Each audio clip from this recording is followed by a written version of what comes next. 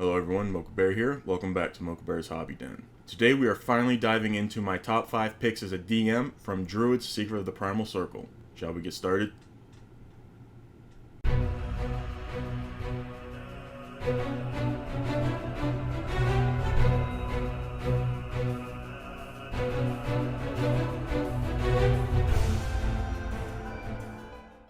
So before we get started, I just need to point out I apologize if the audio is kind of weird today.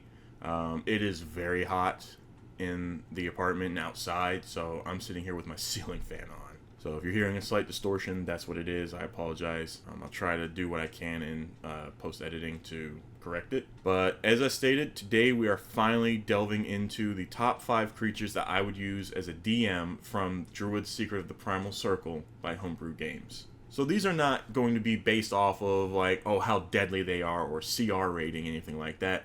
These are going to be based off of things that I personally like to implement into my games and I think that are a really cool concept. So before we do get started, those of you who have arachnophobia, giving you a heads up, there will be some text here popping up telling you what time to skip to avoid seeing it if you do have arachnophobia, if you don't want to see it, because there is a picture associated with the stat block and the information. So I will be putting the stat block and the picture up in 3, 2, 1. Alright, so we have the assassin spider.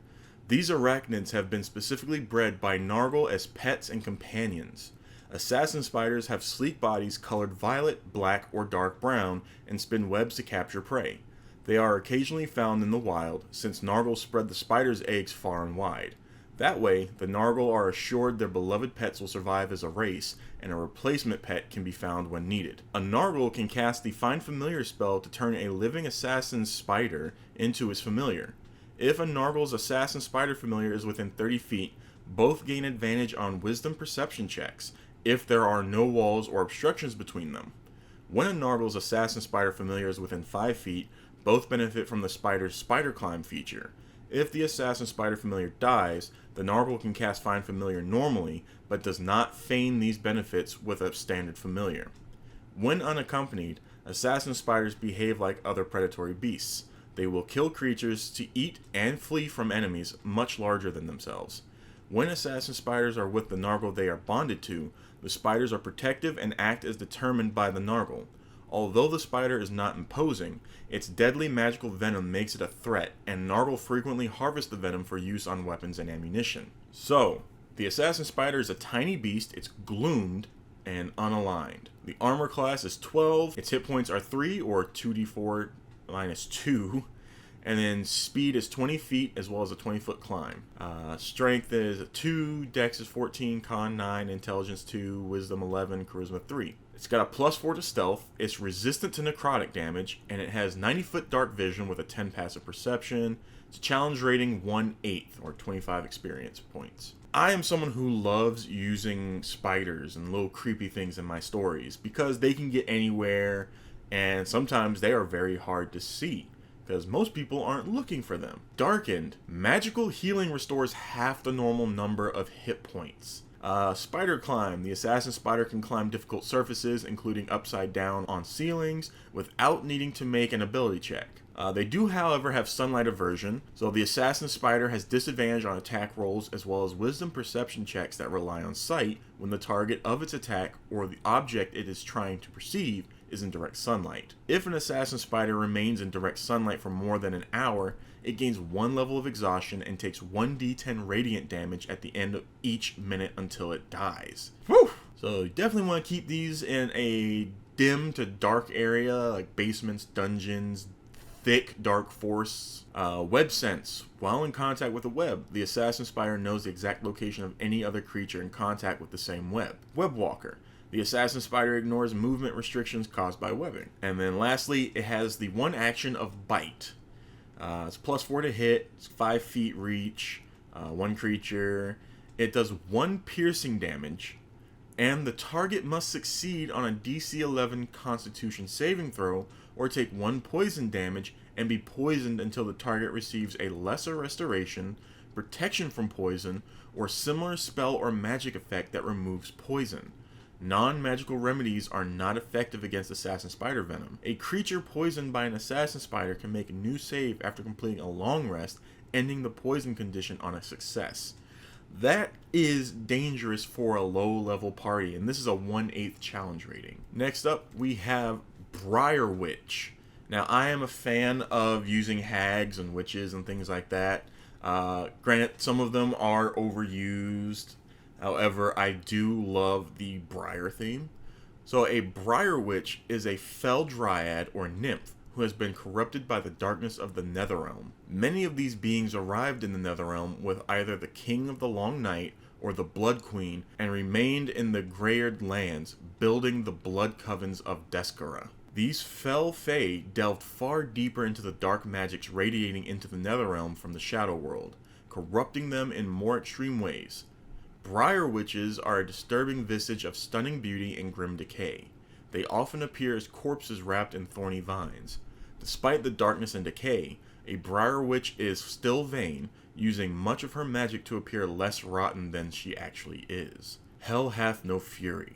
A Briar Witch is drawn to beautiful humanoid creatures with a charisma of 14 or higher. She would rather talk and flirt than outright attack such beauty, but understands her monstrous appearance is offensive to most creatures. Still, she longs for compliments and affection from attractive creatures, often asking, "Am I beautiful?" Any flirtations or compliments sent her way will be scrutinized. Each time she senses a false statement about her appearance, her attitude towards the speaker degrades by one step, from friendly to indifferent, for example. Should the Briar Witch's attitude become hostile, she will end all discussion and either attack the speaker or seek vengeance some other way. Undead Thralls. A Briar Witch often has a number of undead, usually skeletons, zombies, and blackthorn, lurking within the desecrated woodlands she has possessed. She also keeps the remains of various slain humanoids in her lair as potential targets for an Animate Dead spell. The Blood Coven Mother may have up to CR2 undead creatures in her grove under her control, and I am a big fan of using undead. Haunting Beauty. These fae are inherently curious and flirty. If a group has one or more members with the prerequisite charisma, a Briar Witch will be more inclined to talk and flirt than anything else. She may even be convinced to offer useful information or help in some other way. Once engaged, a Briar Witch is not afraid of confrontation, but uses sound tactics. She will stalk the group, always attacking from hiding. Briar Witches use undead thralls to drain resources, cast Restless Slumber to ensure a group cannot recover, and cast Bramble, Spike Growth, and Freeze Stride to escape. Blood Covens. Briar Witches form themselves into groups called Blood Covens. They normally take a coven name and choose a coven tree as their center of power. Through this alliance, Briar Witches receive the same benefits as a coven of hags. I think that this art piece here is so cool. I love it. There is the stat block for the Briar Witch and the Blood Coven Mother. So the Briar Witch is a medium fey gloomed neutral evil with a 13 natural armor class, 84 or 13 d8 plus 26 hit points, 30 speed, 12 strength, 13 dex, 15 constitution, 12 intelligence, 13 wisdom, and 18 charisma. They have a +3 to dexterity saves and a +3 to intelligence saves. They have a +5 to insight, +3 to nature, +5 perception, +5 to stealth, and a +3 to survival. They are vulnerable to slashing, which is not a surprise because they're briar, vines, and woods. Damage resistance is necrotic and piercing. It's not a surprise there. I am surprised they're not resistant to bludgeoning as well. But we've got a dark vision of 90 feet, as well as a 15 passive perception. They speak Elvish and Sylvan with a challenge rating 3. They are darkened, so again, magical healing restores half the normal amount. We've got innate spellcasting. So they have innate spellcasting ability is Charisma, 14 spell save DC, spell attack modifier is a 6. It can innately cast the following spells requiring no material components. At will, it can cast Dancing Lights, Gloom, and Minor Illusion. 3 times a day, they can cast Inflict Wounds, Restless Slumber, and Sanctuary. Ooh. 2 times a day, they can cast Animate Dead at 4th level and Bramble. And then once a day, they can cast Darkness, Grasping Vine, and Tree Stride. Oh, that is dangerous. Magic Resistance. The Briar Witch has advantage on saving throws against spells and other magical effects. Speak with plants and undead. The The Briar Witch can communicate with plant creatures and undead creatures as if they shared a language. I love that. They do have sunlight aversion, so disadvantage on perception checks that rely on sight and light, whether they're in light or the target is. And they also take the 1d10 radiant damage if they're in more than an hour in sunlight. They also gain the exhaustion. Witch's Stealth. The Briar Witch can take the hide action as a bonus action. She can attempt to hide while lightly obscured by plants and foliage. So she's got a rogue feature. Alright, actions. We've got 2. We've got Claws. It's a +3 to hit. Reaches 5 feet, 1 target. It's a 6 or 2d4 plus 1 slashing damage, +2 or 1d4 necrotic damage, and the Briar Witch heals hit points equal to half the necrotic damage inflicted. That is awesome. I love a self-healing enemy. And then Dart. It's a ranged weapon attack, +3 to hit. Its range is 20 feet or up to 60 feet with disadvantage. And 1 target. Hit is a 4 or 1d6 plus 1 piercing damage. Now for the Blood Coven Mother. Same creature type. AC is 14. Hit points is 127 or 17d8 plus 51. Same speed. So she has the same strength as a Briar Witch at 12, but a 14 dexterity, 16 constitution, 14 intelligence, 14 wisdom, and a 20 charisma. She's got a +5 to dexterity saving throws and a +5 to intelligence saving throws. +8 insight, +5 nature, +8 perception, +8 stealth, and a +5 survival. Again, vulnerable to slashing, resistant to necrotic and piercing, 90-foot dark vision, 18 passive perception, elvish and sylvan language, with a challenge rating of 7. She has darkened, innate spellcasting with a spell save of 16 and the attack modifier of 8. But her spells are at will, dancing lights, detect magic, gloom at 2d6, minor illusion, and shadow bolt. 3 times a day, she can cast Bramble, inflict wounds at 3rd level, and Restless Slumber. 2 times a day, she can cast Animate Dead at 4th level, Charm Person, Detect Thoughts, Disguise Self, Dissonant Whispers at 3rd level, Pass Without a Trace, Ripclaw, Spike Growth, Suggestion. Wow! Once a day, she can cast Arcane Eye, Charm Monster, Darkness, Dispel Magic, Fear, Grasping Vine, Identify, Major Image, and Plant Growth, as well as Tree Stride. Magic Resistance as well. Speak with Plants and Undead as well. Also Sunlight Aversion and Witch's Health. Then actions, she has multi-attack. So the Blood Coven Mother makes 2 attacks, and it doesn't specify, so they can either be both Claw, both Dart, or 1 Claw, 1 Dart. Claws is a melee weapon attack with +5 to hit, 5-foot reach, 1 target. Hit is a 7 or 2d4 plus 2 slashing damage +5 or 2d4 necrotic damage, and the Blood Coven Mother heals hit points equal to half the necrotic damage inflicted. And then Darts is a ranged weapon attack +5 to hit, range of 20 or 60 feet with disadvantage, 1 target, damage is 5 or 1d6 plus 2 piercing damage, and 7 or 2d6 poison damage. Woo! I love it. Love it, love it, love it. Next up is the Dirge. This is a very interesting one. Now, some of my players on Roll20 from a few months ago got to experience this thing, specifically the Hand of Death. Which is one of the stat blocks below. I'll show you. Dirge. The title of Dirge, or 12, is given to a creature of the Netherrealm who demonstrates an undying loyalty to the throne of the Shadow Court. Everyone in the Netherrealm, and many outside it, know of the Dirge, who are among the most infamous and feared beings of the Greyed Lands. The Dirge were the original 12 warlords and the champions empowered by the King of the Lord Knight during the War of Courts. That tradition continues with the Blood Queen and has extended to a group of lesser beings known as the Naz-Dirge or Lesser Dirge. Mighty individuals. Although there are few generalities that can apply to all Dirge, one common characteristic all Dirge possess is that each has been endowed with dark majesty, drawn from the Shadow World and Feylands to the Netherrealm and gathered by one of its rulers. As a result, the Dirge have a tendency to tolerate the cold darkness prevalent in the Netherrealm. Aside from that, they are powerful members of the Shadow Court who lead entire factions and, in some cases, armies.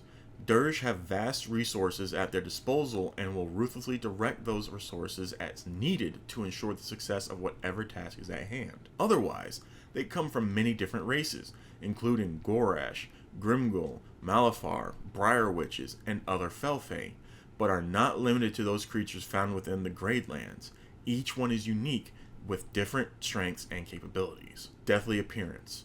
Although the Dirge are, for the most part, not undead, the infusion of negative energy each one receives physically corrupts them over time. Eventually, Dirge resemble the form of undead. Some take steps to delay the process for the sake of vanity, while others are too consumed with power to be concerned with the mortal appearance. Power and privilege. The Dirge carry out the will of the current ruler of the Netherrealm from whom they draw their power. Any hint that they might be plotting to usurp the throne for themselves results in an immediately and brutal response from the ruler, which often results in the complete annihilation of that Dirge. It has been made painfully clear that their power is a privilege granted to them while they loyally serve the throne. It is for this reason that the Dirge, Nazdirge, and their underlings are often busily wreaking havoc amongst the people of the Feylands and other worlds of the material plane, that they might win glory for their ruler and continue to gain favor and more power. Villains and scoundrels. The Dirge and the Nazdirge make excellent vile villains, arch enemies, and endgame encounters. All are devious and purposeful in their intent to destroy the natural world, and have been granted access to vast resources, including armies, champions, relics, and other powerful magics. The Hand of Death. Chief amongst all the Dirge is Kabalash, the Hand of Death. A Gorash warlord from the plane of Falmora, Kabalash has proven himself to be a ruthless and effective leader amongst the Shadow Court and a favored servant of the Blood Queen. Few within the Netherrealm dare to oppose his command. He wields much influence through the Netherrealm, including within the Gloomstar Council, and in the lands of Belleron, Falmora, Descara, and even amongst the Glimgul of the Moors. There are rumors and whispers that he is positioning himself to be the next ruler of the Gradelands, but the Hand of Death has been very careful in hiding his true intent if in fact he is pursuing the throne. Before we go on, I do also want to say thank you, Matthew Yarrow, for sending me this beautiful art piece. So this is a piece that Matthew Yarrow drew himself. So during the meeting I had with Matt in regards to their upcoming resource book that they're going to be putting on Kickstarter, I did a video on that. This is the thumbnail here for that video. Link for that will be in the description box down below. He'd asked me if there was any art pieces in the book that I liked, because if any of them were ones he did, he'd be willing to send me one. And I had just recently used this character in that two-shot that I just mentioned on Roll20, and how I loved the creature, I loved the character, I loved the stats and everything. And he was like, well, this is actually one that I did, so if you want, I'll send it to you. So he sent it to me. It did show up damaged. The paper looks like it has some markings around it. Looks like it got some smudging here, and it did get bent up in transport, sadly. But it is still in really good condition. He even, bring it up here so you can see, he even autographed it for me. So I need to get a frame for this, because I intend on having this somewhere in the background for my future videos here on this channel. I might have to move my calendar that's up there and just put this frame there on the wall back there so you can see it. Or I might just get a stand-up frame, if I can find one big enough, and just put it on a little TV tray to have it standing here in the background during my videos. Matt, thank you so much for this. I love it. Let me bring it up to y'all one more time so you can get a better look at it. Look at that. That is so cool. On to the stat block. Kabalash, the Hand of Death. It's a large Fey, gloomed, lawful evil. Armor class 19, natural armor. 299 hit points, or 26 d10 plus 156. Speed 40. Strength 25, Dexterity 16, Constitution 23, Intelligence 18, Wisdom 17, Charisma 18. Plus 10 to Dex saves, 11 to Intelligence saves, 10 to wisdom, and 11 to charisma saves. He's got plus 11 to arcana, 17 to athletics, 11 to history, 10 to insight, 10 to intimidation, 10 to perception, and 10 to survival. He's got damage resistance of cold, fire, necrotic, bludgeoning, piercing, and slashing from non-magical attacks. And then he's also got poison immunity. Then he is immune to the charmed, exhaustion, frightened, and poisoned condition. True sight 120 feet. The passive perception of 20. And he knows all languages and can speak telepathically up to 30 feet. Challenge rating 22. 41,000 experience points. So, like the other Gloomed, he has Darkened. He has innate spellcasting with 19 spell save and a plus 11 to hit. He can cast at will. Alter Self can become medium when changing appearance. Chromatic Orb at 2nd level. Command, Detect Magic, Gloom at 4d6, Ripclaw, Shimmer, and Silent Image. 3 times a day, he can cast Blindness Deafness, Dimension Door, Dispel Magic, Fairy Fire, Fireball, Fly, Magic Missile at 3rd level, Lockjaw, Non-Detection, and Primal Scream. And once a day, he can cast Conjure Fey, Fel Fey only, Delayed Blast Fireball, Fey Walk, Finger of Death, Geese Gaius, I've never known how to pronounce that properly, Heal, Plane Shift, Teleport, Wall of Thorns, and Unar's Arrow. He has legendary resistance 3 times a day.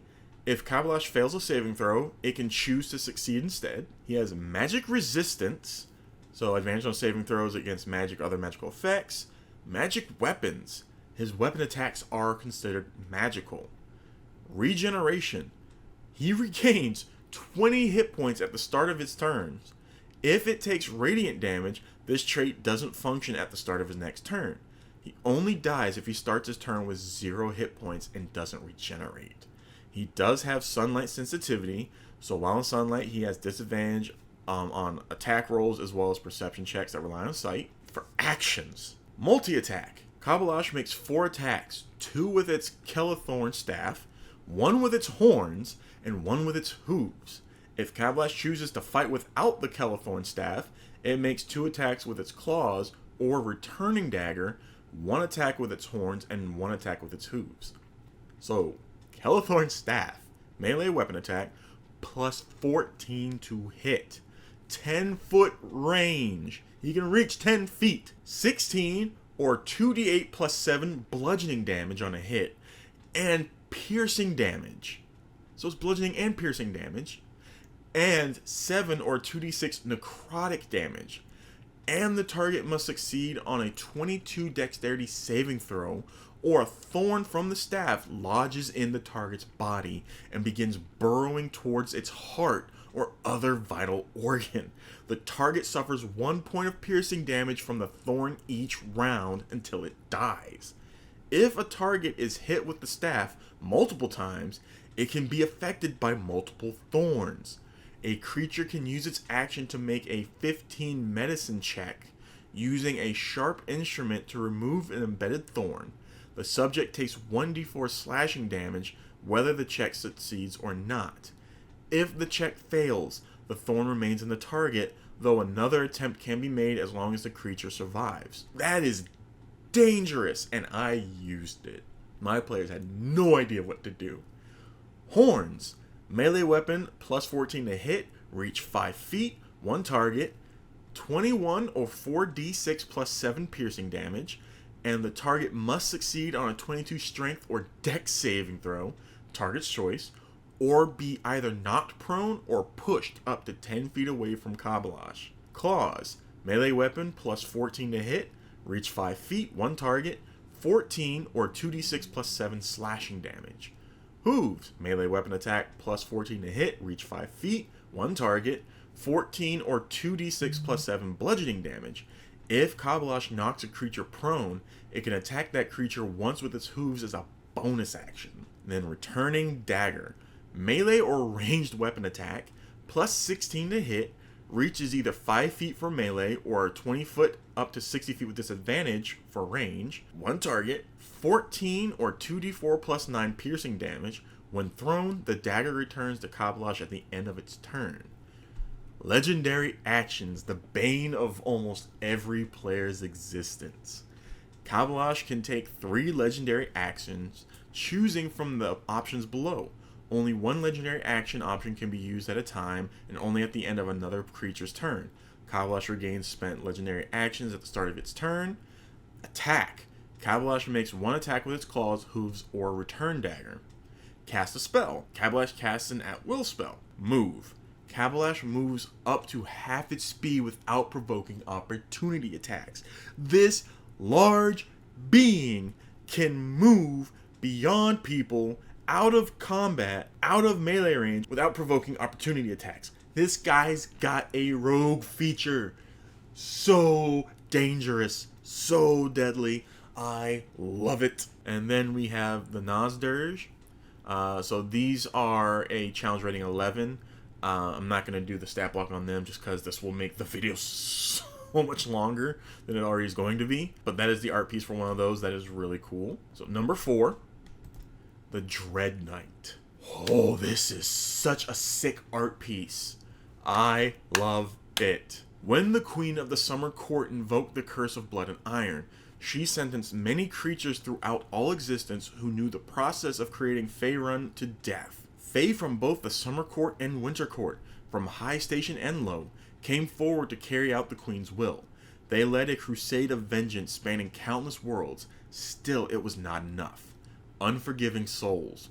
Drawing on ancient magics, the Queen transformed a select few into deadly champions known as the Dread Knights.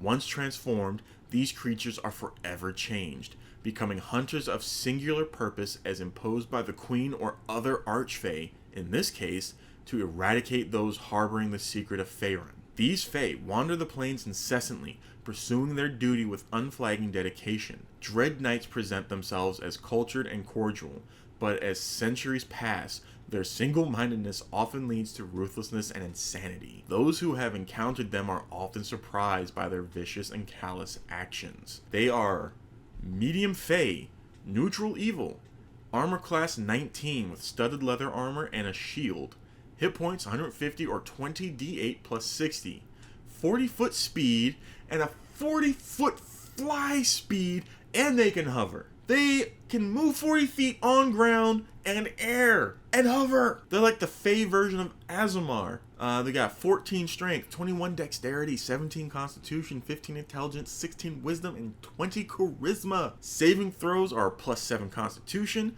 +7 wisdom, and +9 charisma. Skills, they've got a history +6, insight +11, investigation +6, perception +11, persuasion +9, stealth +9. They have resistance to cold and fire damage. They're immune to poison. They are immune to the charmed, frightened, poisoned, and unconscious condition.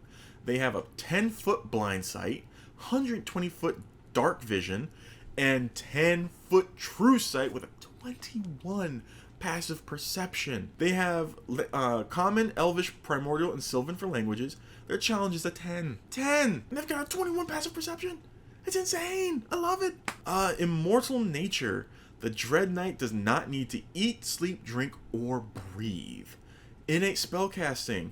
They have a spell save 17 +9 to hit with spells. At will, they can cast Chill Touch, Friends, Mage Hand, Minor Image. 3 times a day, they can cast Detect Thoughts, Disguise Self, Locate Creature, Magic Missile, Mirror Image, Misty Step, and Non-Detection.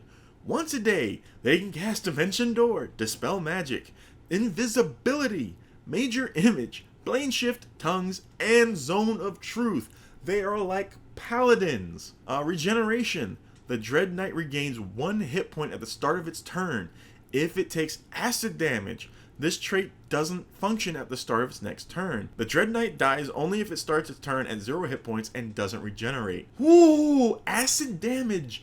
Not a lot of people, especially around 10th level, utilize spells with acid damage anymore. It's rare that they do, because like fire, necrotic, even cold damage and radiant damage, are the go-tos. Actions, they've got multi-attack.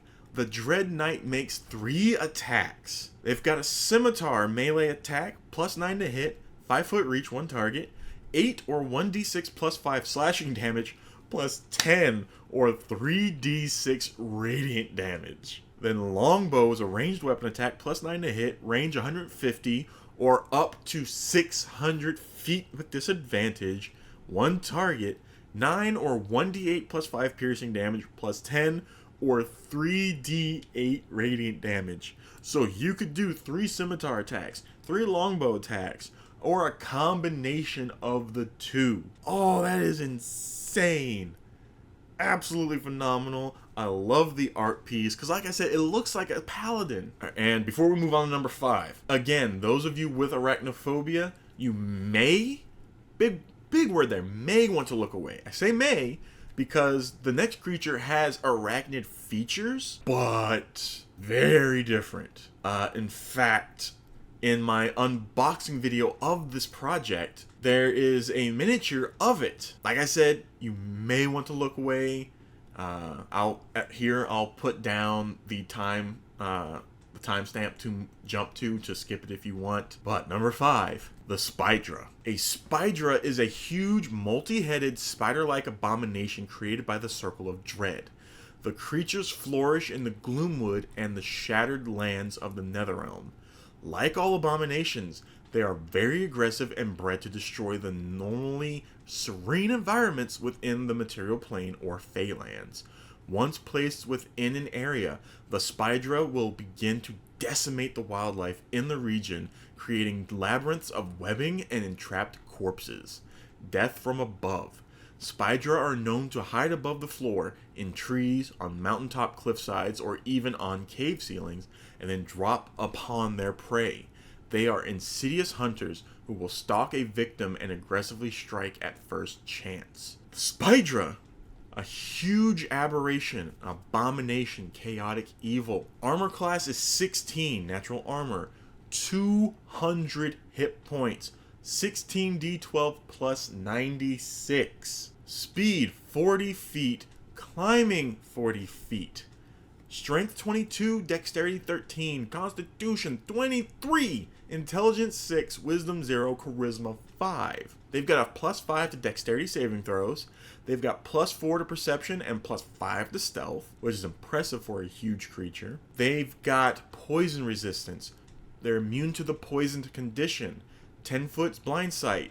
60-foot Dark Vision, and a 14 Passive Perception. Challenge rating 11. Multiple heads. The Spydra has advantage on saving throws against being blinded, charmed, deafened, frightened, stunned, and knocked unconscious. Reactive.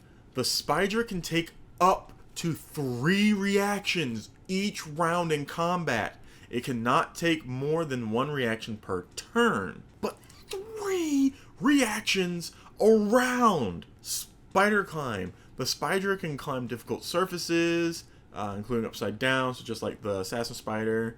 Sunlight sensitivity, so it has disadvantage on attack rolls as well as perception checks that rely on sight when they're in sunlight. Sure-footed. The Spydra has advantage on strength and dexterity ability checks and saving throws made against effects that would knock it prone or move it against its will.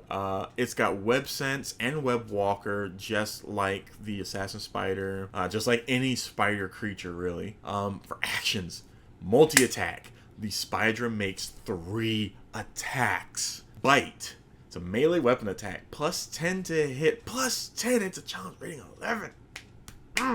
Reach is 10 feet because it is huge. 1 target, 15 or 2d8 plus 6 piercing damage, +10 or 3d6 poison damage. If the target is a creature, it must succeed a DC 18 Constitution saving throw or be poisoned. A poisoned creature can make a new save at the end of each of its turns, ending the effect on a success. Claw. Weapon attack. +10 to hit. Reach 5 feet, 1 target, 19 or 2d12 plus 6 slashing damage. And then web recharges on a 5 or a 6. The Spydra targets a 10-foot cube it can see within 60 feet. Creatures in that area must make a DC 18 dexterity saving throw or be entrapped in the Spydra's webbing and restrained. The area covered by the webs becomes difficult terrain and causes visibility into or through the area to be slightly obscured. As an action, a restrained target can make a DC 18 strength check, bursting the webbing on success. The webbing can also be attacked and destroyed. It's got an AC 12, 8 hit points. It's vulnerable to fire damage and immune to bludgeoning, poison, and psychic damage. The webbing persists in the area for 24 hours. If there are walls, trees, or other structures to support the webs, the entire cube will remain webbed. Otherwise, the webs collapse, covering only the ground. Any creature who enters the area covered by the webs must save or be restrained. If a creature in the area succeeds on the save but remains in the area after its next turn ends, it must make a new saving throw on its following turn if it attempts to move or take any actions. Oh, that's not all. There's young Spydra. They're large. They're the babies and they're large. But yeah, these are the top 5 picks that I would love to throw at my players as a DM. Now, there are a lot more creatures in this book that are phenomenal, and this was a tough pick. Very tough pick. I had to roll dice to break some of these draws. So in the future, I will be doing a full series on the creatures from this book, from the bestiary. These 5 that I just listed, they'll be glanced over. Like I'll mention their name and some of the few things they can do, but I'll refer you back to this video. But that is something I'm very excited, looking forward to. Also, if it is not live yet, the Kickstarter project for the resource book, Guardians of Secret and Shadow, the pre-launch page is active right now. I will actually have the link to it in the description box down below if you are interested in backing that project and knowing when it goes live. I will do a Kickstarter promotion video like always for it as soon as I'm able to when it goes live. But if you're curious on what's going to be in that book, again, thumbnail is here. Link to this video will be in the description box down below. This is a video about my notes that I took from the meeting I had with Matt from Homebrewed Games on the upcoming resource book. Check that out if you haven't already. It is a project I am very excited for, and I cannot wait to come out. It is focusing with some undead stuff in it. And I'm going to go ahead and end it there, or else I will continue to go on. As many of you have noted in comments, both on my videos and just on my posts on social media, I am very enthusiastic, and I will continue to go on and ramble. Please take care of yourselves, and until next time, hobby on.